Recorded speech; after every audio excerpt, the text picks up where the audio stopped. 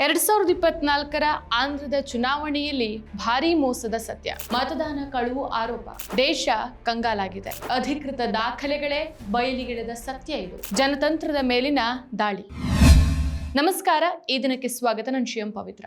ಆಂಧ್ರ ಪ್ರದೇಶದಲ್ಲಿ ಏಕಕಾಲಕ್ಕೆ ನಡೆದ ವಿಧಾನಸಭಾ ಮತ್ತು ಲೋಕಸಭಾ ಚುನಾವಣೆ ಮತದಾನವನ್ನ ಅಪಹರಿಸಿರುವಂತಹ ನಿಚ್ಚಳ ಅಪಾಯದತ್ತ ಬೆರಳು ತೋರೋ ಆ ಸ್ಫೋಟಕ ವಿಶ್ಲೇಷಣೆ ಇದು. ಚುನಾವಣಾ ಆಯೋಗದ ಅಧಿಕೃತ ದಾಖಲೆಗಳನ್ನೇ ಆಧರಿಸಿ ನಡೆಸಿರುವ ಪರಾಮರ್ಶೆ ಇದು. 2024 ಆಂಧ್ರ ಪ್ರದೇಶ ವಿಧಾನಸಭಾ ಚುನಾವಣೆಯಲ್ಲಿ ಭಾರೀ ಮತಗಳ್ಳತನ ನಡೆದಿದೆ ಅನ್ನೋ ವಿಚಾರ ಈಗ ದೇಶದಾದ್ಯಂತ ಸದ್ದು ಮಾಡ್ತಾ ಇದೆ.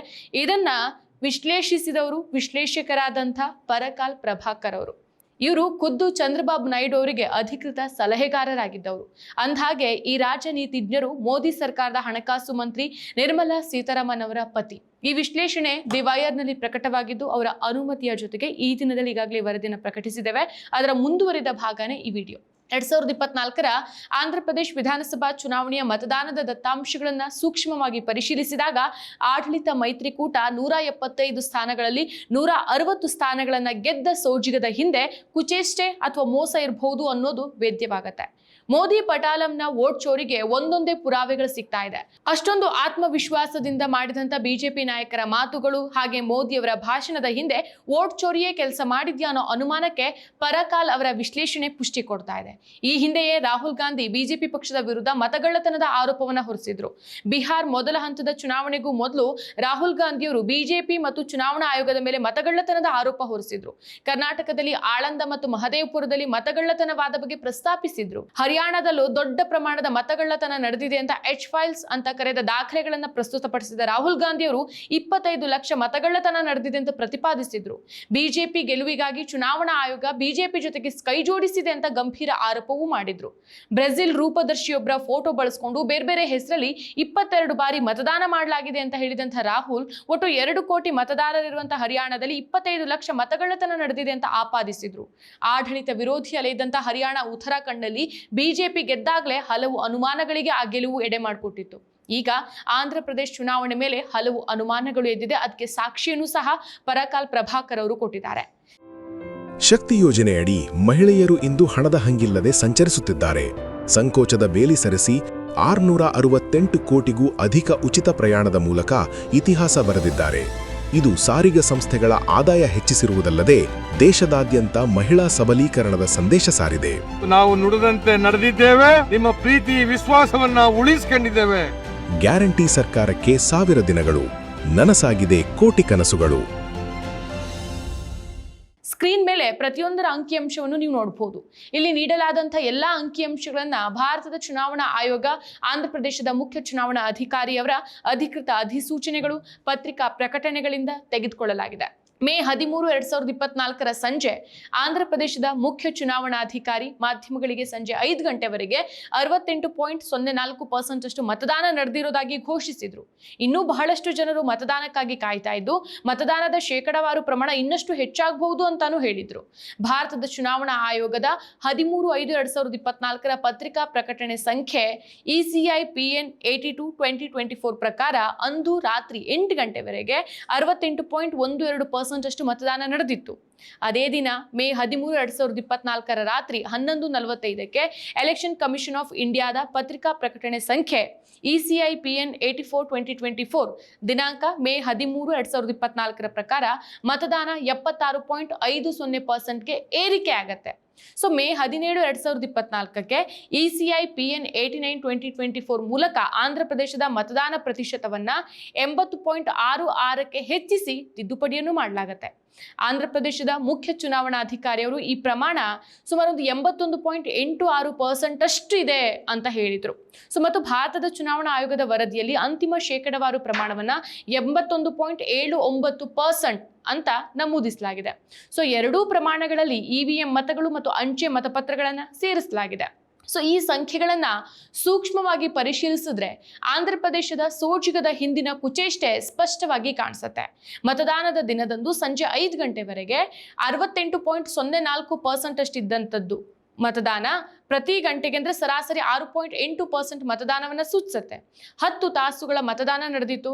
ಅದು ರಾತ್ರಿ 8 ಗಂಟೆವರೆಗೆ ಈ ಪ್ರಮಾಣ 68.12% ಏರಿಕೆ ಆಗತ್ತೆ. ಅಂದ್ರೆ 3 ತಾಸಲ್ಲಿ ಕೇವಲ 0.08% ಅಷ್ಟು ಹೆಚ್ಚಳ ಕಂಡಿತ್ತು. ಆದ್ರೆ ಅದೇ ದಿನ ರಾತ್ರಿ 11:45ಕ್ಕೆ ಮತದಾನ 86.50% ಏರಿಕೆ ಆಗತ್ತೆ. ಅಂದ್ರೆ ಸಂಜೆ ಸುಮಾರು ಒಂದು 5 ಗಂಟೆಯಿಂದ ರಾತ್ರಿ 11:45 ಕಂಡು ಬಂದಂತ ಹೆಚ್ಚಳದ ಪ್ರಮಾಣ ಎಷ್ಟು ಗೊತ್ತಾ? 8.38%. ಆಂಧ್ರ ಪ್ರದೇಶದ ಮುಖ್ಯ ಚುನಾವಣಾಧಿಕಾರಿಯವರು 3,500 ಮತಗಟ್ಟೆಗಳಲ್ಲಿ ಇನ್ನೂ ಮತದಾನ ನಡೀತಾ ಇದೆ ಅಂತ ಹೇಳಿದ್ರು. ಈ 3,500 ಮತಗಟ್ಟೆಗಳಲ್ಲಿ ಮಧ್ಯರಾತ್ರಿ ನಂತರ ಚಲಾವಣೆಯಾಗಿರುವಂತಹ ಮತಗಳು ಮತದಾನದ ಪ್ರತಿಶತವನ್ನ 4.16% ಅಷ್ಟು ಹೆಚ್ಚಿಸಿ 80.66ಕ್ಕೆ ತಂದು ಮುಟ್ಟಿಸಿದೆ. ಇದು ಯಾವುದು? ECI PN 89/2024 ಪ್ರಕಾರ ಅಂಚೆ ಮತಪತ್ರಗಳನ್ನ ಹೊರತುಪಡಿಸಿ. ಸೊ ಈ ಪ್ರತಿಶತವನ್ನ ನಿಜವಾದ ಸಂಖ್ಯೆಗೆ ಪರಿವರ್ತಿಸಿದ್ರೆ 3,500 ಮತಗಟ್ಟೆಗಳಲ್ಲಿ ಮಧ್ಯರಾತ್ರಿ ನಂತರ 17,19,482 ಮತಗಳು ಬಂದಿದೆ. ಅಂದ್ರೆ ಸರಾಸರಿ ಲೆಕ್ಕ ಹಿಡಿದ್ರೆ ಪ್ರತಿ ಮತಗಟ್ಟೆಗೆ 490ಕ್ಕಿಂತ ತುಸು ಹೆಚ್ಚು ಮತಗಳು ಮಧ್ಯರಾತ್ರಿ ನಂತರ ಬಂದಿದೆ. ಸ್ಪಷ್ಟವಾಗಿ ಪ್ರತಿ ಮತಗಟ್ಟೆಯಲ್ಲಿ ನಿಖರವಾಗಿ 490 ಇರ್ಲಿಕ್ಕೆ ಸಾಧ್ಯ ಇಲ್ಲ. ಕೆಲವು ಮತಗಟ್ಟೆಗಳಲ್ಲಿ ಕಡಿಮೆ ಇದ್ರೆ ಇನ್ನು ಕೆಲವು ಮತಗಟ್ಟೆಗಳಲ್ಲಿ ಹೆಚ್ಚಿರಬೇಕು. ಸೊ ರಾಜ್ಯದ 46,389 ಮತಗಟ್ಟೆಗಳಲ್ಲಿ ಬೆಳಿಗ್ಗೆ 7 ಗಂಟೆಯಿಂದ ಸಂಜೆ 5 ಗಂಟೆವರೆಗೆ ಸರಾಸರಿ ಪ್ರತಿ ಗಂಟೆಗೆ 60.7 ಮತಗಳು ಬಂದಿದೆ. ಸೊ ಇದು ಬಹಳ ವೇಗದ ಮತದಾನ. ಯಾಕಂದ್ರೆ ಪ್ರತಿ ಮತದಾರ 2 ಮತಗಳನ್ನ ಹಾಕಬೇಕಿತ್ತು, ಒಂದು ಲೋಕಸಭೆಗೆ ಮತ್ತೊಂದು ವಿಧಾನಸಭೆಗೆ. ಆದರೆ ರಾತ್ರಿ 11:45 ನಂತರ ಒಂದು 3,500 ಮತಗಟ್ಟೆಗಳಲ್ಲಿ ಇಷ್ಟೊಂದು ಮತಗಳು ಬಾಕಿ ಇದ್ರೆ ಬೆಳಿಗ್ಗೆ 7 ಗಂಟೆಯಿಂದ ರಾತ್ರಿ 11:45 ಆ ಮತಗಟ್ಟೆಗಳಲ್ಲಿ ಮತದಾನ ಅತ್ಯಂತ ಮಂದಗತಿಯಲ್ಲಿ ನಡೆದಿರಬೇಕು. ಅರ್ಥಾತ್ ಪ್ರತಿ ಗಂಟೆಗೆ ಒಂದು 24ಕ್ಕಿಂತ ಕಡಿಮೆ ಮತದಾನ ಆಗಿರಬೇಕು. ಸೊ ರಾಜ್ಯದ ಸರಾಸರಿ ಮತದಾನದ ವೇಗವನ್ನು ಪರಿಗಣಿಸಿದ್ರೆ ಆ ಮತಗಟ್ಟೆಗಳಲ್ಲಿನ ಮತದಾನ ಮರ್ದಿನ ಬೆಳಗ್ಗೆ 7 ಅಥವಾ 8 ಗಂಟೆವರೆಗೆ ಮುಂದುವರಿಬೇಕಾಗಿತ್ತು. 491ಕ್ಕಿಂತ ಹೆಚ್ಚು ಮತಗಳಿದ್ದಂತಹ ಮತಗಟ್ಟೆಗಳಲ್ಲಿ ಮರ್ದಿನ 11 ಅಥವಾ 12 ಗಂಟೆವರೆಗೆ ಮುಂದುವರಿಬೇಕಾಗಿತ್ತು. ಆದ್ರೆ ಹಾಗೆ ಮರ್ದಿನ ಮುಂಜಾನೆವರೆಗೆ ಮತದಾನ ನಡೀತಾ? ಖಂಡಿತವಾಗ್ಲೂ ಇಲ್ಲ, ನಡೆದೇ ಇಲ್ಲ. ಮೇ 14, 2024 ಪತ್ರಿಕಾಗೋಷ್ಠಿಯಲ್ಲಿ ಆಂಧ್ರ ಪ್ರದೇಶದ ಮುಖ್ಯ ಚುನಾವಣಾಧಿಕಾರಿಯವರು ಸ್ಪಷ್ಟವಾಗಿ ಹೇಳ್ತಾರೆ, ಕೊನೆಯ ಮತ ಮೇ 14 ಬೆಳಿಗ್ಗೆ 2 ಗಂಟೆ ಸುಮಾರಿಗೆ ಹಾಕಲಾಯಿತು ಅಂತ. ಅಂದ್ರೆ ಮೇ 13 ರಾತ್ರಿ 11:45 ನಂತರ 2 ಗಂಟೆ 15 ನಿಮಿಷಗಳಲ್ಲಿ ಮತದಾನ ಮುಕ್ತಾಯ ಆಗಿದೆ. ಅಂದ್ರೆ 2 ಗಂಟೆ 15 ನಿಮಿಷದಲ್ಲಿ 17,19,482 ಮತಗಳನ್ನ ಚಲಾಯಿಸಲಾಗಿದೆ. ಒಂದು ಮತ ಚಲಾವಣೆಗೆ ಕೇವಲ 1 ನಿಮಿಷ ತಗೊಂಡ್ರು ಸಹ 491 ಮತಗಳಿಗೆ 491 ನಿಮಿಷ ಬೇಕು. ಅಂದ್ರೆ ಸುಮಾರು 8 ಗಂಟೆ. 2 ನಿಮಿಷ ಆಯ್ತು ಅಂತಂದ್ರೆ 16 ಗಂಟೆನೇ ಬೇಕಾಗತ್ತೆ. ಸೊ ಈ 17,19,482 ಮತಗಳು ಎಲ್ಲಾ ಮತಗಟ್ಟೆಗಳಲ್ಲಿ ಸಮವಾಗಿ ಹಂಚಿಕೆ ಆಗಿರ್ಲಿಕ್ಕಿಲ್ಲ. ಕೆಲವು ಮತಗಟ್ಟೆಗಳಲ್ಲಿ 491ಕ್ಕಿಂತ ಕಡಿಮೆ ಇದ್ರೆ ಇನ್ನೂ ಕೆಲವು ಮತಗಟ್ಟೆಗಳಲ್ಲಿ ಹೆಚ್ಚಿರಬೇಕು. 491 ಮತದಾರರು ಅಥವಾ ಹೆಚ್ಚು ಕಾಯ್ತಾ ಇದ್ದಂಥ ಮತದಾರರಿದ್ದಂಥ ಬೂತ್ಗಳಲ್ಲಿ ಮತದಾನ ತುಂಬಾ ದೀರ್ಘಕಾಲ ಮುಂದುವರಿಬೇಕಾಗಿತ್ತು. ಆದ್ರೆ ಆಂಧ್ರದ ಮುಖ್ಯ ಚುನಾವಣಾಧಿಕಾರಿ ಅಧಿಕೃತವಾಗಿ ಹೇಳ್ತಾರೆ, ಕೊನೆಯ ಮತ ಮೇ 14 ಬೆಳಿಗ್ಗೆ 2 ಗಂಟೆಗೆ ಬಿದ್ದಿದೆ ಅಂತ. ಅಂದ್ರೆ 491 ಅಥವಾ ಹೆಚ್ಚು ಕಾಯ್ತಾ ಇದ್ದಂಥ ಮತಗಟ್ಟೆಗಳಲ್ಲಿನ ಮತದಾನ ರಾತ್ರಿ 2 ಗಂಟೆಗೆ ಮುಗಿಯೋಕೆ ಸಾಧ್ಯನೇ ಇರಲಿಲ್ಲ. ಒಂದ್ ವೇಳೆ ಮುಗಿದಿದ್ರೆ ಯಾವುದೇ ಮತಗಟ್ಟೆಯಲ್ಲಿ ಕಾಯ್ತಾ ಇದ್ದಂಥ ಮತದಾರರ ಸಂಖ್ಯೆ 491ಕ್ಕಿಂತ ತುಂಬಾ ಕಡಿಮೆ ಇರಬೇಕು. ಫಾರ್ ಎಕ್ಸಾಂಪಲ್ 100ರಿಂದ 135 ನಡುವೆ.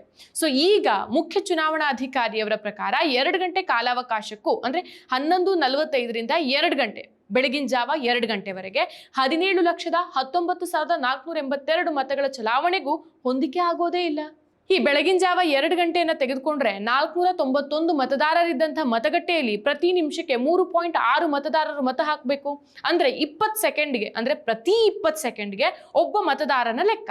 ಸೊ ಆಂಧ್ರ ಪ್ರದೇಶದಲ್ಲಿ ಲೋಕಸಭೆ ಮತ್ತು ವಿಧಾನಸಭೆ ಎರಡಕ್ಕೂ ಏಕಕಾಲದಲ್ಲಿ ಮತದಾನ ನಡೀತು ಅನ್ನೋದನ್ನು ನಾವು ಮರೆಯೋ ಹಾಗಿಲ್ಲ. ಸೊ ಪ್ರತಿ ಮತದಾರನ ಹೆಸರನ್ನ ಪರಿಶೀಲಿಸಬೇಕು, ಸಹಿ ಅಥವಾ ಅಂಗುಷ್ಟ ಗುರುತನ್ನ ಹಾಕಬೇಕು, ಬೆರಳು ಗುರುತು ಹಾಕಬೇಕು, 2 ಮತಗಳನ್ನ ಹಾಕಿ 2 ಕಂಪಾರ್ಟ್ಮೆಂಟ್ಗಳ ನಡುವೆ ಚಲನೆ ಮಾಡಬೇಕು. ಇವೆಲ್ಲ ಕೇವಲ 20 ಸೆಕೆಂಡ್ ಅಲ್ಲಿ ಹೇಗೆ ಮುಗಿಯೋಕೆ ಸಾಧ್ಯ? ಇನ್ನು ಈ ವಿವಿಪ್ಯಾಟ್ ಸ್ಲಿಪ್ಗೆ ಪ್ರತಿ ಕಂಪಾರ್ಟ್ಮೆಂಟ್ ನಲ್ಲಿ 7 ಸೆಕೆಂಡ್ ಬೇಕು. ಲೋಕಸಭೆ ಮತ್ತು ವಿಧಾನಸಭೆ ಎರಡನ್ನೂ ಸೇರಿಸಿದ್ರೆ ಒಟ್ಟು ಒಂದು 14 ಸೆಕೆಂಡ್ ಬೇಕಾಗತ್ತೆ. ಉಳಿದ 6 ಸೆಕೆಂಡ್ ಅಲ್ಲಿ ಈಗ ನಾನು ಹೇಳ್ದೆಲ್ಲ ಪ್ರಕ್ರಿಯೆ ಅದೆಲ್ಲ ಮಾಡಿ ಮುಗಿಸೋಕೆ ಸಾಧ್ಯನೇ ಇಲ್ಲ ಅಲ್ವಾ? ಇದು ಭೌತಿಕವಾಗಿಯೂ ಸಹ ಅಸಾಧ್ಯ. ಈ ಸೋಜಿಗ ಹೇಗೆ ಸಾಧ್ಯ ಆಯಿತು ಅನ್ನೋದನ್ನ ಕೇವಲ ಭಾರತೀಯ ಚುನಾವಣಾ ಆಯೋಗ ಮಾತ್ರ ವಿವರಿಸಬಹುದು. ECI ಪ್ರೆಸಿಡಿಂಗ್ ಆಫೀಸರ್ಸ್ ಹ್ಯಾಂಡ್ಬುಕ್ 2023 ವಿಭಾಗ 711 ಪ್ರಕಾರ ಮುಗಿಯೋ ಸಮಯಕ್ಕೆ ಅದಾಗಲೇ ಸರದಿಯಲ್ಲಿ ಸೇರಿದಂಥ ಎಲ್ಲ ಮತದಾರರು ಮತ ಹಾಕುವ ಹಕ್ಕನ್ನು ಉಳ್ಳವರು. ಆದರೆ ಮತದಾನ ಕೇಂದ್ರದ ಗೇಟನ್ನು ಮುಚ್ಚಬೇಕು, ಸರದಿಯಲ್ಲಿರುವವರಿಗೆ ಟೋಕನ್ಗಳನ್ನು ಕೊಡಬೇಕು, ಕೊನೆಯವನಿಗೆ 1, ಮೊದಲಿಗೆ ಕೊನೆಯ ಸಂಖ್ಯೆ. ಸೊ ಈ ಎಲ್ಲ ಟೋಕನ್ಗಳನ್ನು ಸಂಗ್ರಹಿಸಿ ಭದ್ರಪಡಿಸಬೇಕು. ವಿಡಿಯೋಗ್ರಫಿ ಮಾರ್ಗಸೂಚಿಗಳ ಪ್ರಕಾರ ಮುಕ್ತಾಯದ ಸಮಯದಲ್ಲಿ ಸರದಿಯಲ್ಲಿರುವಂಥ ಮತದಾರರನ್ನ ವಿಡಿಯೋ ಮಾಡಬೇಕು, ಮುಖಗಳು ಸ್ಪಷ್ಟವಾಗಿ ಕಾಣುವಂತಿರಬೇಕು. ಮತದಾನ ಕೇಂದ್ರದ ಅಧಿಕಾರಿಯ ಡೈರಿಯಲ್ಲಿ ಇದನ್ನು ದಾಖಲಿಸಬೇಕು. ಭಾರತೀಯ ಚುನಾವಣಾ ಆಯೋಗ ಈ ದಾಖಲೆಗಳನ್ನು ತೆರೆದು ಪರಿಶೀಲಿಸೋಕೆ ಸಿದ್ಧ ಇದೆಯಾ? ಏನೂ ಮರೆಮಾಚಿಲ್ಲ ಅಂತಂದ್ರೆ ಸಿದ್ಧ ಇರಲೇಬೇಕಲ್ವಾ? ಮತದಾನದ ಹೆಚ್ಚಳದಲ್ಲಿ ಸೋಜಿಗ ಎದ್ದು ಕಾಣ್ತಾ ಇದೆ. ಸಂಜೆ 5 ಗಂಟೆಯಿಂದ 8 ಗಂಟೆವರೆಗೆ ಈ 3 ಗಂಟೆಯಲ್ಲಿ ಕೇವಲ 0.08% ಅಷ್ಟು ಹೆಚ್ಚಳ ಮತ, ಅಂದ್ರೆ 33,064 ಮತಗಳಾಗಿದೆ.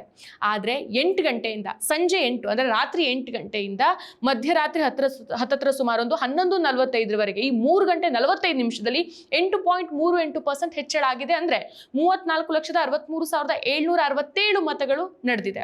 ಸೊ ಪ್ರತಿ ಮತಗಟ್ಟೆಗೆ ಸರಾಸರಿ 74ರಿಂದ 75 ಮತ. ವಿಧಾನಸಭೆ ಮತ್ತು ಲೋಕಸಭೆಗೆ ಪ್ರತಿ ಮತದಾರ ಚಲಾಯಿಸಿದಂತ 2 ಮತಗಳನ್ನ ಗಣನೆಗೆ ತೆಗೆದುಕೊಂಡ್ರೆ, ಸೊ ಮೇ 17ಕ್ಕೆ ಮತದಾನ ಮುಗಿದಂತ 4 ದಿನಗಳ ನಂತರ ಮತ್ತೊಂದು ಹೆಚ್ಚಳವನ್ನ ಘೋಷಿಸಲಾಗುತ್ತೆ. ಅದರ ಪ್ರಮಾಣ 4.16, ಅಂದ್ರೆ 17,19,482 ಮತಗಳು. ಸೊ ಒಟ್ಟು ಹೆಚ್ಚಳ 51,83,249 ಮತಗಳು. ಶೇಕಡಾವಾರು ಲೆಕ್ಕದಲ್ಲಿ ನೋಡೋದಾದ್ರೆ 12.54ರಷ್ಟು ಹೆಚ್ಚಳ ಆಗಿದೆ. ಸೊ ಈ ಹೆಚ್ಚಳವನ್ನ 175 ಕ್ಷೇತ್ರಗಳಲ್ಲಿ ಸಮಾಗಿ ಹಂಚಿದ್ರೆ ಪ್ರತಿ ಕ್ಷೇತ್ರಕ್ಕೆ 29,618 ಮತಗಳು ಬರುತ್ತೆ. ಆದ್ರೆ ಸಮ ಹಂಚಿಕೆ ಅಂತೂ ಅಸಂಭವ. ನಿರ್ದಿಷ್ಟ ಮತಗಟ್ಟೆಗಳು ಅಥವಾ ಕ್ಷೇತ್ರಗಳಲ್ಲಿ ಹೆಚ್ಚಳ ಇದ್ರೆ ಕೆಲವು ಅಭ್ಯರ್ಥಿಗಳಿಗೆ ಭಾರಿ ಪ್ರಯೋಜನ ಆದ್ರೆ ಇನ್ನು ಕೆಲವರಿಗೆ ದೊಡ್ಡ ಸೋಲವಂತೂ ನಿಶ್ಚಿತ. ಸೊ ಈ ಹೆಚ್ಚಳನೇ ಕೆಲವರ ಗೆಲುವಿಗೆ ಮತ್ತು ಇನ್ನು ಕೆಲವರ ಸೋಲಿಗೆ ಕಾರಣ ಆಗಿರಬಹುದು. ಈ ಸೋಜಿಗ ಎಲೆಕ್ಷನ್ ಕಮಿಷನ್ ಆಫ್ ಇಂಡಿಯಾದ ದತ್ತಾಂಶಗಳಲ್ಲಿ ಸ್ಪಷ್ಟವಾಗಿ ಕಾಣಿಸುತ್ತೆ.